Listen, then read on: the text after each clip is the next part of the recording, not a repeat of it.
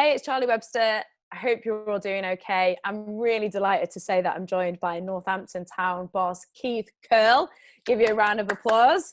Thanks for joining us, Keith. This is for EFL and Minds Inside the Mind Off series with Mental Health Awareness Week. So, Keith, thanks so much for joining us. How are you? How's things going with you? I'm good. Frustrated because obviously I'm a people person. I motivate people. I like creating environments whereby people are motivated, creating welcoming environments. And so it's difficult when you're not in that environment. But again, it's given me another insight into being back home. I think probably over the last 9 years, I've spent a lot of time not being home based. You know, I was down in London at QPR and Crystal Palace when I was an assistant manager to Neil Warnock. Then I got a job up at Carlisle. So the one place I haven't really spent a lot of time over the last 9-10 years is my own home. Yeah. And how's that been in itself? Have you learned anything new about yourself? Because it's such a different way of life compared to what you're normally used to. Yeah, again, I think probably the type of person I am, I've adjusted. Having the guidelines of the exercise and everything like that has been difficult. Because like I say, I'm an outside person, I'm an outdoor person. Probably the other thing I've realised is how much time I actually spent in my car, which I used as my office, and out the phone. I seem to be I always have my phone, whereas now I don't use my phone as much. I use it to call people, but before it was attached to my hip. And again, my priorities have been different. Communicating with my family has been difficult because I've got 2 older children and 4 grandchildren live in Manchester. So I've got, daily Zoom meetings and Skype meetings with them, and being told that you can't see them has been a challenge. But keeping in contact with them is different again. And I've got my partner. My partner's moved in with me with her 2 children right at the beginning when we were going into lockdown. So it's been a family adjustment there from popping in and out of the house, and to going back into a family environment. And then I've got my other daughter, my youngest daughter, who lives in Sheffield. So we've had to wait 3 weeks until I could see her, when you could interact with her within separate households. So it's been frustrating, and again, them being away from me staff, away from me players, not having that contact time that you usually get on a daily basis, and getting that feeling, because normally you're the focal point and you're very much at the heartbeat of what's happening on a daily basis. So basically just being a broadcaster and trying to speak to people, trying to communicate with players and staff, and keep everybody upbeat, motivated, and also focused. That was a long answer, wasn't it? It was a great answer. I have about 10 questions within that answer that I want to ask you. So I want to ask you about how you're still keeping the focal point, but about you personally, how do you cope with those frustrations? Again, it's do you have anything practical that you do? I think the first 3 weeks I threw myself into all the little jobs that needed doing around the house, and as you can imagine, not being house orientated, there was a few. I like decorating, and I managed to get myself. So I've done a little bit of decorating. I did my windowsills. I like ice skating rinks. So it's one of those. So I've done that. I've done bits of painting, done little bits of tiling, and everything that needed doing, I've done. I've realised now that I'm starting to put little jobs off, thinking I'll do that when I go back to work. so it's now gone the other way around. Yeah.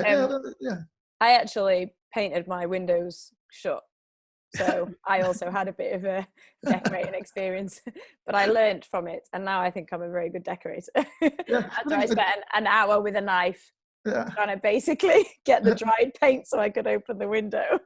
I like decorating, but it's not something that I don't jump out of bed with a spring in my step to do it. But I enjoy it. I'm quite meticulous with it, so I take my time. So it's nice to have enough time to do it how I want to do it. But it's not something I'd like to do for a living.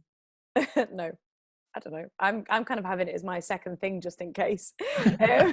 So what about outdoors? Are you using exercise quite a lot? Because a lot of the players and managers we've spoken to, it shows how much exercise is such a focal point for their own mental health. And you said you're a massive outdoor person. Yeah. Well, again, abiding by the guidelines. I've been going on me daily walks and me exercise. I've got a mountain bike that I go out on as well. I think probably the biggest thing I've noticed is I motivate my partner. she's out. She wants to lose. She wants to lose a little bit of weight. She wants to tone up. My daughter's exactly the same. So I've been doing an exercise program for them. So I take it in turns. I find out they're better working individually than they are working together, because they act as a distraction if they're trying to work out together. So I give them time slots. We go out in the garden, and I'm doing exercises with them. And again, being part of their regime helps me. I love it how you're actually kind of almost being a manager to them. Like, yeah, almost talking there. Well, I've decided those two players should separate when they train. It's almost like the way you would speak to your football team. So on the players, how are you managing to keep in contact with everyone and still be that, as you described it, focal point? Yeah. Well, first of all, I've got my immediate staff, my football staff that I keep in contact with 3 times a week. We have a Zoom meeting, and then also within that we've got a planning and recruitment program as well, that we're trying to create different scenarios or adapt to different scenarios that may happen as well. So within that, so I'm speaking to recruitment, speaking to my staff, making sure they're all and also giving them a focus. We've divided the playing squad between the 4 football staff as well. So what we do it on a rota. So every member of staff's got 8 players that we text, call, have a Zoom meeting with once a week, and then we rotate that every week. So we're getting around every single player. But again, I think the biggest thing is we've had a couple of Zoom meetings with all the players on, and it's difficult to handle and organise when you're talking about 20, 24, 25 players, and you end up talking and not listening. So I think the biggest thing is dividing it into 8 people becomes more personal. And again, how people want to communicate, whether it's a Zoom meeting, whether it's a phone call, whether it's a text, we go by their guidelines, what they prefer. Some players, a lot of players then we do individual Zoom meetings with as well. And again, we're finding out more about players' home lives, what they're like as individuals, what their family circumstances are as well. Sometimes some of the players are living on their own. Some of the players are with their partner. Some of the players are still living at home with their parents as well. And it's about finding out their own individual circumstances and creating and keeping them motivated, making sure we're checking up on what they're doing, because obviously because they're furloughed, so we can't give them workloads to do. But all we can do is we can give them guidelines and ideas of what they could be doing to help them for as and when we do return. Has it helped you get to know your players better personally? Yeah. And develop that relationship rather than just on the pitch? Yeah, we're finding out, me personally, I'm finding out more about individuals, what their circumstances are. And again, yeah, you do, again, you get a perception of what somebody's like and what somebody's home like might be like, but until you put a camera and you're able to get a visualization of what they're like, and again, it's interesting. I can imagine it's like different conversations that you're having with them that you would normally have. Yeah, I think obviously football takes up is the opening gambit because it's what we've all got in common. But then we start talking about how are they coping, what are they doing, what is there anything they're finding difficult, is there anything they need help with, anything they want a little bit of guidance on, and something it's just it's more of a well-being. So look, how are you? What are you doing? What have you been up to? What have you found difficult? What are your frustrations? And sometimes finding out what somebody else is finding difficult and coming up for solutions for them it also helps me, because it implants ideas into my head. Well, telling somebody what they should be doing, could be doing, anything like that, I can do that myself as well. How much is mental health in the forefront of your mind then when you are speaking to players, and what are you finding with them? What are their struggles? I think I was not so much affected by mental health. The issue of mental health had a massive impact with me. I had a problem about 6 years ago with alcohol when I realised I needed help. I think it's been documented and it's out there that I had a problem with alcohol. The biggest thing that I found is that I needed someone to talk to. I needed to be able to communicate with somebody that didn't judge me, but somebody that wanted to listen. And the biggest thing that I found, I did the 28-day program. I went into the Priory. The biggest feeling, or the most satisfying feeling I had, is when I came out.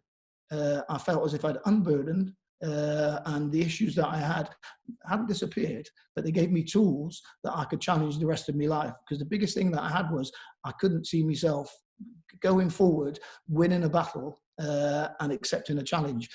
I did the 28-day program. I came out with a completely different mindset of what the rest of my future was going to be like. And I think that was massive for me. And again, probably the biggest thing I learned was being able to talk, having somebody listen gave me the confidence to address certain issues that I had. And again, so I like trying to create an environment that I want to listen, I want to help, I want to be able to direct and give advice, and point people in the right direction, because I know it was a battle that I knew that I couldn't face on my own, and I needed help, I needed guidance. And again, so that inspires me now that I want to be able to listen. I want to be able to be a person that can be part of a communication that is there to help. What helped you recognize that you needed to speak out in that situation? Because I'm glad you brought that up, because I think a lot of people struggle with that too. And it is about mental health. It's not about the actual alcohol or whether it's drugs. It's about the underlying feelings underneath. So what was it that helped you recognize that you needed to speak out and you needed to speak to someone? I think I realised that I wasn't happy with me as a person. I didn't wake up in a good place. I didn't feel happy. I didn't feel fulfilled. I didn't have direction. I thought I'd lost focus of what I was going to do, what I wanted to do. And again, facing when you've got an alcohol problem, you have a drink and you forget those problems, or you put them to the back of your mind. When you wake up, they're magnified. And then it's a challenge. What are you going to do next? And I was waking up too many days facing that challenge, and I didn't want it. I didn't want to face that challenge, and I knew that I couldn't win it on my own. I knew that I couldn't win because I knew that I would go and have another drink, because drinking was solving my problems. And again, it was like a coping mechanism for yeah, you. definitely. And again, and then I was realizing I was drinking to excess, making decisions that were not the decisions that I would make or would want to make with a clear head. So I knew I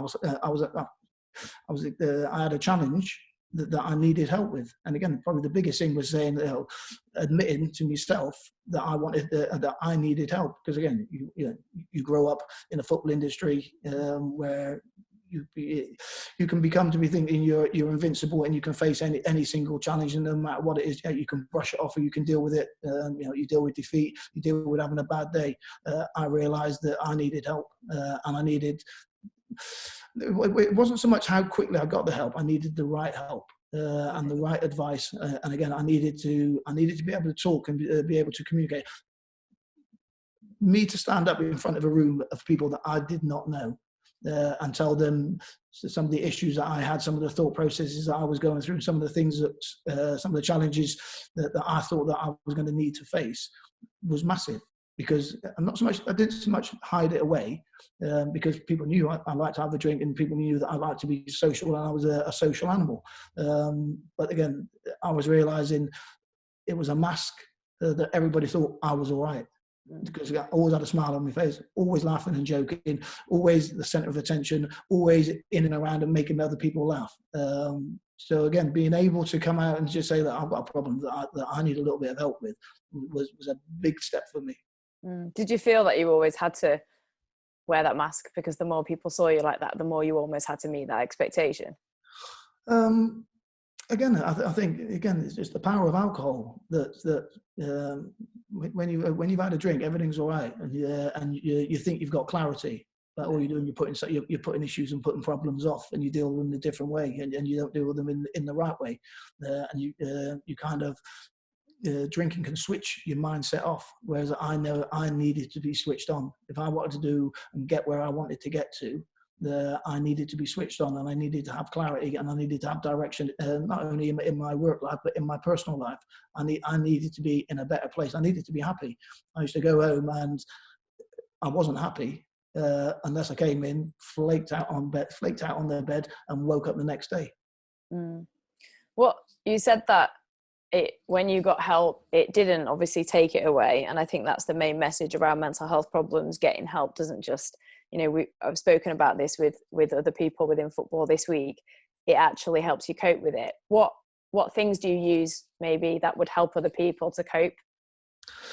I think probably the biggest thing I realized was that willpower, it wasn't enough. Yeah, because I'm a stubborn person. I'd say that I've got strong willpower, but I knew, and when I finally understood that willpower enough was not going to be enough, I needed to change my mindset. I needed to change how I thought about myself. how I thought about the issue and the problem that I had, and how I dealt with that.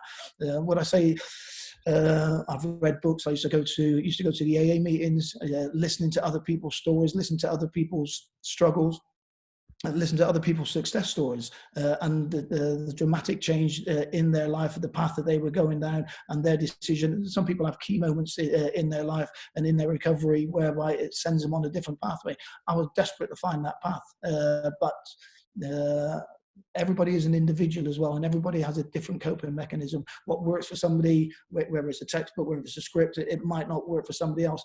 I was lucky. The meetings that I went to were excellent, because it got me again, from being in an enclosed environment, being in the Priory, when you're able to talk and you create friendships, then to go out and it's anonymous, Alcoholics Anonymous, so nobody knows the true details of everybody's life story, but people are there prepared to talk.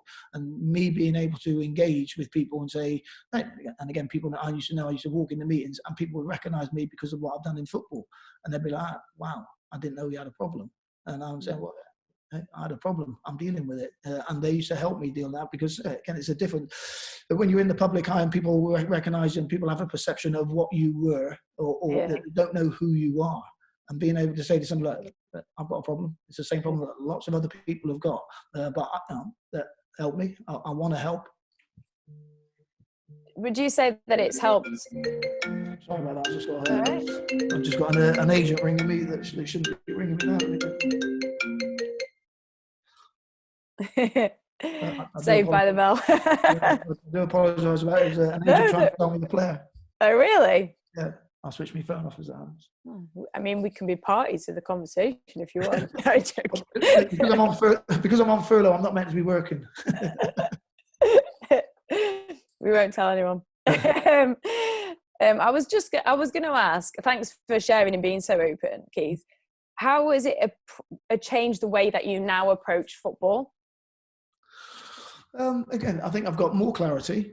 I've got more empathy, which is something I didn't have before as a professional sportsman. It was one of those, I lived in a competitive environment on a daily basis, and everything was about winning, trying to be the best. And again, I think probably having that more empathy and not so much judging somebody, but finding out more detail before I make decisions. And again, when somebody's having a bad day, somebody's in a bad mood, whereas before it was just a case of, well, someone's having a bad day. Whereas now, being able to extend and ask the right questions and getting somebody to have a conversation. Some people don't. Some people don't want to have a conversation. Sometimes you have to be clever enough to maneuver to get people talking. And then you don't just come and say, look, you're having a bad day today. Sometimes it's a case of like, start a conversation somewhere else and eventually build up that trust, which is something that I think that I've developed and I enjoy, is getting to know people. Being a trustworthy person that somebody can talk to about anything. So because somebody might be having a bad day and they might have missed a couple of chances or not scored this or not done that, and it's one of those, that's part and parcel of the industry. But if anybody's got a problem, we've created an environment at the football club now that is open, transparent, but very private as well. Everything that gets said to me, I don't repeat. I've got no need to repeat certain things that people tell me, unless I think that they need help. Whereby I will tell that person, if somebody comes in and they've got a problem that I can't deal with, it's one of those. I let them know, look, I think this is a route that you need to go down. And again, we've got a very good supporting mechanism at the football club as well, whereby they don't judge, and I think that's massive. We want to create an environment where it's open, honest, transparent, but also caring. How important is it to have that environment then across football? Because you said about, before you got help, how you almost lacked empathy. And I think football just doesn't allow for empathy or behaviours or understanding or compassion sometimes. Well, again, we create a welcoming environment, which I think is very good, and it doesn't happen overnight. Because again, I walked into Northampton not knowing any of the players. I took two of my staff with me but we walked into an environment whereby we'd never worked with any of the players before. And again, I think what you do is you try and you make an introduction, and you just try and be. I think the important thing, you've got to be yourself. And very quickly, I got talking to the players on an individual basis, whereby getting to and the first format was football, because that was our common denominator. So I got to know about their careers, about their history, their ambitions, their highlights of their career, where they thought they needed to improve. And so I got them talking about themselves first of all, and building that relationship based on them. And their knowledge. Everybody knows more about themselves than anybody else. So it was creating a relationship whereby you tell me how good a player you are, where you need to improve, what you want to work on, what you've been doing, what you haven't been doing, elements that you think that's been missed by somebody else. So creating that platform where somebody is prepared to listen to somebody that wants to tell them about themselves. That was the first introduction, and I think it's something that I enjoyed, because I'm a listener. I know I talk a lot, and I know I can't talk, but I enjoy listening. How much is mentality then in football? Because there's so much focus on skill, on physical. Mental strength is a big part of something that I'm trying to develop within the workplace. And mental strength is not about stubbornness. It's about honesty. It's foolhardy if you're trying to convince yourself that something's right when you know it's wrong. And again, so that mental strength comes from honesty and identifying.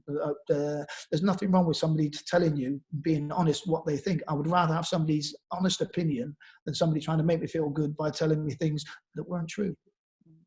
How important then is it to change maybe our old-fashioned perception of what mental strength is? Because I agree completely that mental strength is about being open, honest, and being vulnerable as well. Yeah.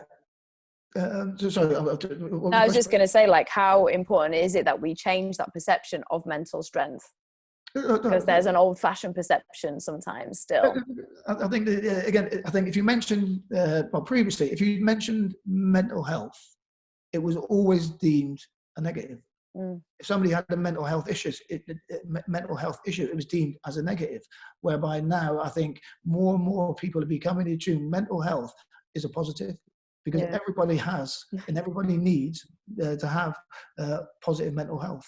And it's identifying if you're having negative thoughts, that is not necessarily a weakness. Identifying that you're thinking differently can be a strength, and it gives you the opportunity to change your mindset. So mental health has got to be deemed, it's got to be seen as a positive, because we've all got it. Whether it's weak, strong, good thoughts, bad thoughts, an individual mental mindset. So mental health we've all got it, and we all need to work at our own mental health. You talked a lot about being open and honest, and you have been here, which is fantastic, and really appreciate it. Is that why you've decided to be an on your side champion for Mind and EFL and make sure that these conversations happen? Again, I think it's important. I know that I've got a story to tell, and I know that it's a story that some people might not recognise or might not understand things that I've gone through. And so, me being given the opportunity to be an ambassador, it's an honour to be identified as somebody. Look, I will listen. I'm given the opportunity. I will talk. If somebody needs help, I will help. In every way that I possibly can do. And it's showing, again, I keep going back to what people's perception of what I was or who I am. A lot of people don't know me. They might know Keith Curle, the footballer that played here, played there. Not a lot of people have got to know me, because I know for a large majority of that time, I wasn't being myself.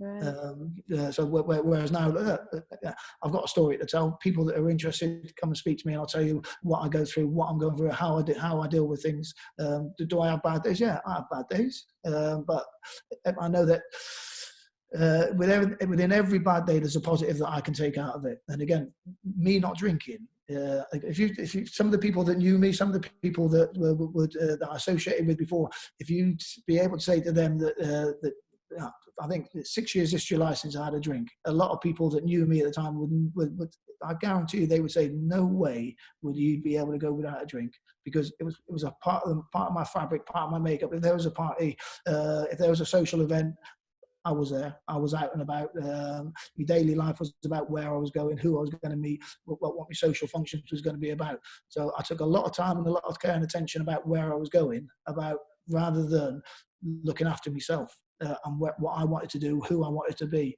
Whereas now I spend more time thinking about myself, my mental health, what I need to do. Strangely enough, I do jigsaw puzzles. Not a lot of people would imagine me coming home, but I find it's my escape.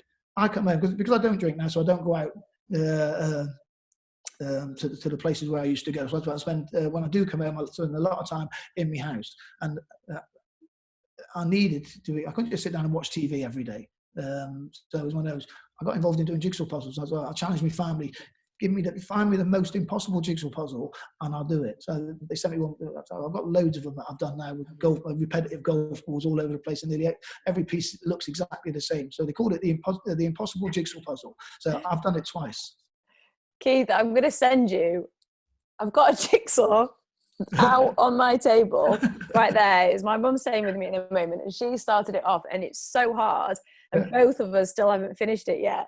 And then the other day I put my leg on it because I was on the phone, and then the whole thing stuck to my leg, and I was like, good. So yeah, and we can't do it, so I might send it you. Yeah. It's like, it's dogs, but they're all like the same coloured fur, and it's really hard.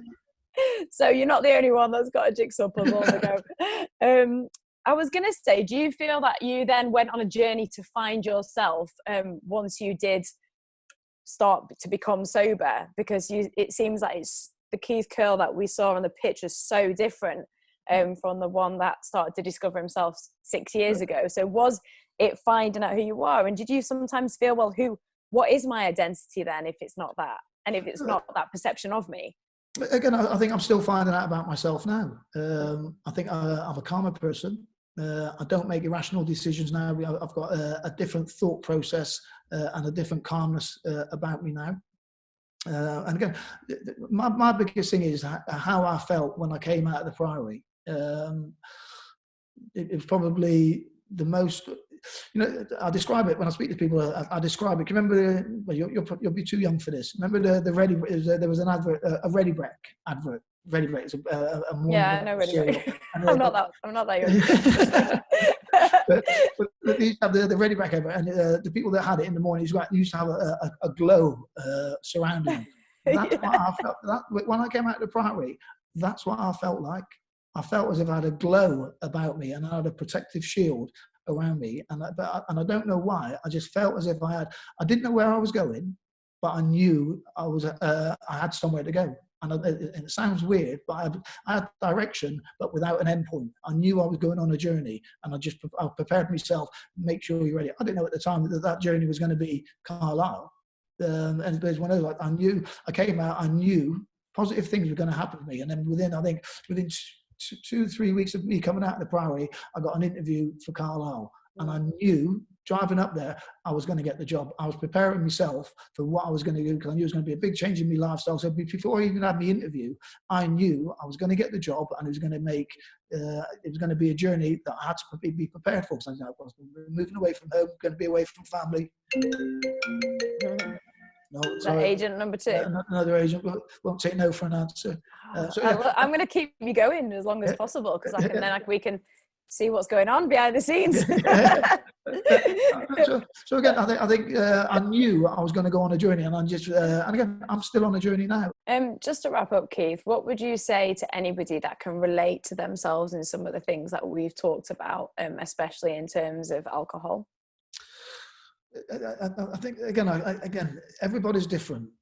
My personal journey, the first thing I did when I realised, I woke up and I went, I need help. And then the first thing I did was, where can I get this help from? My avenue was the LMA. I spoke to the LMA, who's the League Managers Association, who's like my union rep. So I spoke to the LMA. They put me on a path that saw me get help. And I was lucky enough to have that organisation behind me in the LMA and the expertise that they had in place. And again, probably advice and guidance would be seek help, speak, talk, communicate. Some people, their first line is going to be, go and speak to your doctor. So for people not in the football industry, people in mainstream, if they're having what they deem to be adverse thoughts and adverse mindset, go and speak to your GP. Go and speak to a counsellor. Go and speak to mine. Go and find your local representative and be prepared to talk. People will help and people will guide people in the right direction. But the biggest thing is being open, honest with yourself. Because until that happens, until you can be honest with yourself, anything else, you go and sit down and talk to anybody else. If you can't open up and talk to them and be honest with them, your journey is going to take longer to get to where you want to get to. And what would you say to anybody that then does have that anxiety about, because I think there's the first step is calling for help, but then there's that step before that to even, I don't know, believe that you can, or you're worthy of it, or somebody will help you and that you're not going to be judged. Yeah, I think it's the fear factor. It's dealing with that. Did you have that? Did I have it? Yes, massively. I didn't just wait. I didn't just wake up and go in the Priory. There was a period of time that I had probably 4-5 weeks before I got my date of when I was going into the Priory. And again, within that, you're facing the challenges, what alcoholism means to you, and then you go into a period of denial. Then you say, look, I'm not an alcoholic. I might have a couple of drinks too many and everything.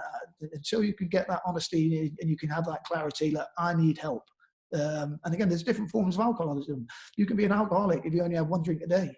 It's like reliant on that dependability on a substance that alters yourself. So it's not about the quantity that you drink or how often you drink, is that dependency. And again, I think the fear that I had was probably, what if it didn't work? That was the fear that I had for me. The fears that I faced when I was walking in, when I first went in there, what if this doesn't work?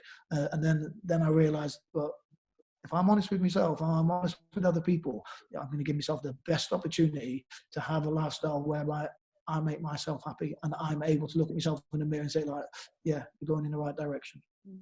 And finally, Keith, how do you deal with bad days now? Because you mentioned you still have some, which I think everybody does. How do I deal with a bad day? It's difficult. If I'm having a bad day, I speak to people. Shall I phone you on a bad day and then you can tell me?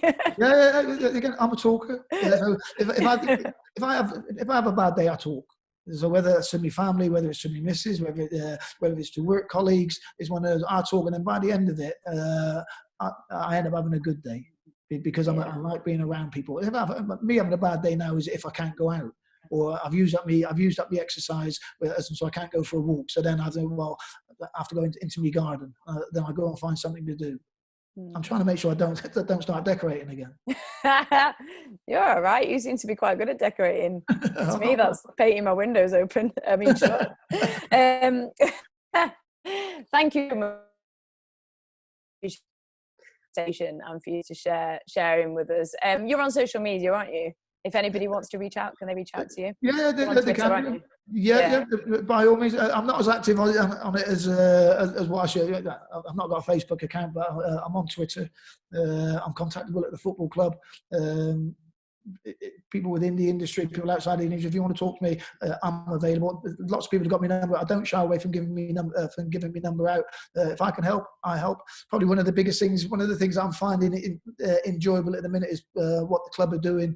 Part of our community program is we're speaking to supporters on a daily basis, and it's a phone call, and I'm ranging from speaking to 7-8-year-olds on their birthday to 70, 75, 78, 80-year-olds on their birthday. They've all got a connection to the football club, and being able to speak to somebody on a daily basis, or different people on a daily basis, being a part of their life is a massive thrill. Yeah. Difference. Thanks so much. I hope things start to get back to normal for you soon-ish. And do remember that you can reach out to me, and if you want to speak to Keith, there are various different ways you can connect to him. And don't forget to check out mind.org.uk as well. Thanks for joining us.